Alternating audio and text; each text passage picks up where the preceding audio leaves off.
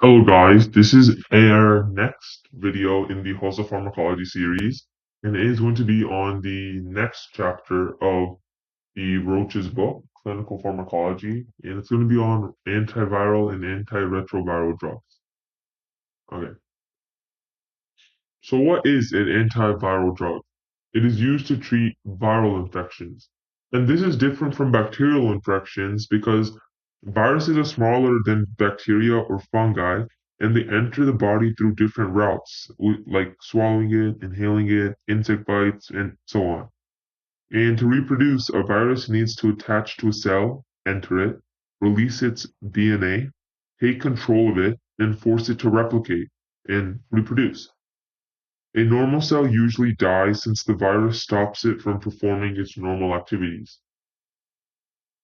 And that's what a virus does. But what do antivirus drugs do? Well, they stop it from replicating. Because they're so small, it's very hard to kill the virus. So if we can stop it from replicating, we can basically kill the virus. And the virus has different like stages in its life cycle, and we'll go over that later. Like I said, you can't kill the virus directly. Okay, next one.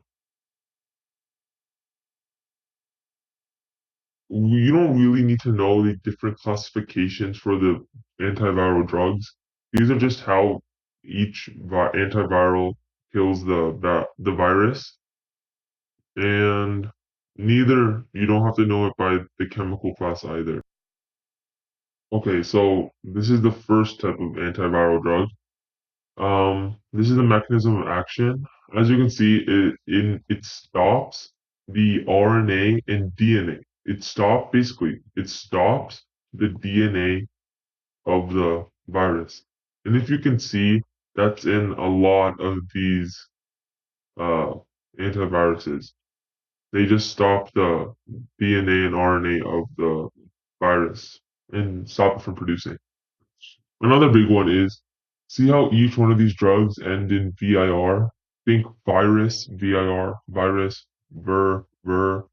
All these things, basically now we know virus has the prefix and suffix vir.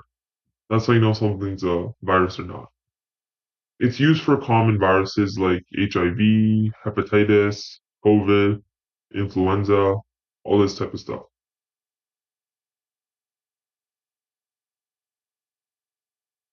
If you can see that there's a lot of viruses, these are just the most common ones.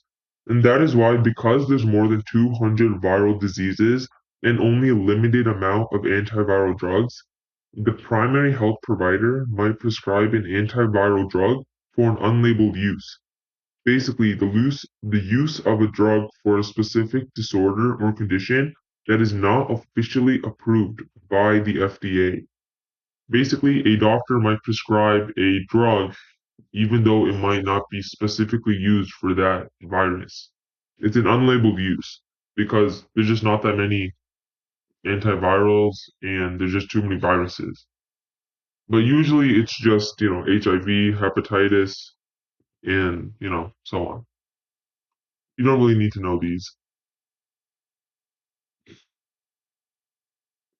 These are another mechanisms of actions for antiviral drugs. Entry inhibitors blocks it from entering the whole cell. That's usually step one. Prevents it from disassembling. Another step.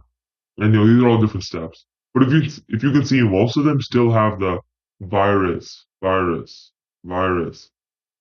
They all usually have that. Okay, so now we know basically what's going on with antiviruses. Now, antiretrovirals. Now you might be asking, what is an antiretroviral? Don't worry, it's very similar. A retrovirus is like a virus, except it uses RNA instead of DNA.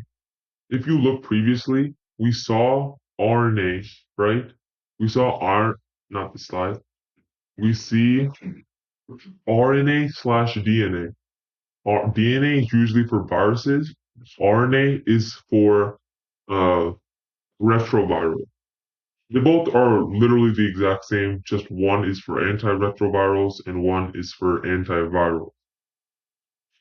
Okay, so yeah, antiretroviral therapy. This is what you use antiretrovirals. To control HIV is a antiretroviral. HIV and AIDS. If you can see, this is a life cycle of HIV, which is like the most common retroviral. There is 9 drug classes, but like I said earlier, you don't really need to know all of this.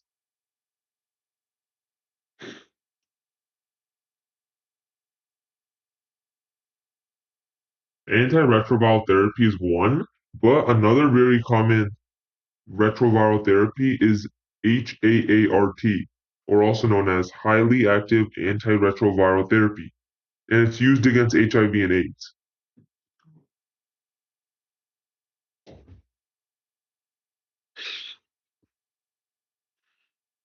Again, these are just different types of antiretrovirals used in retroviral therapy, or HAART. If you see for antiretrovirals, they also have VIR as a prefix or suffix. See here, there, a lot of this.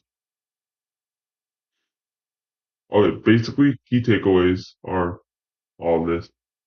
Again, you don't really need to know this. If you want to get specific after you learn everything else, you can come back and really learn what each uh, type of antiretroviral does. But yeah, and if you see the curriculum, this will probably be one of the bigger sections because it's a drug, not just like a law or something for your ethical stuff. Okay, I would suggest knowing all of this because these are some very common ones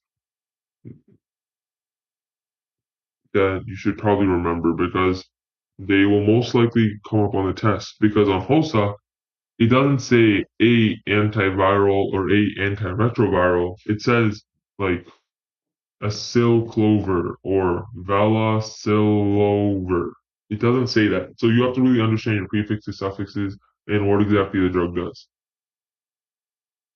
Mm, there's no real serious anti adverse reactions. It's usually just, the usual nausea, vomiting, rash, headache, fever, chills, and that stuff. Okay, guys. See you in the next one.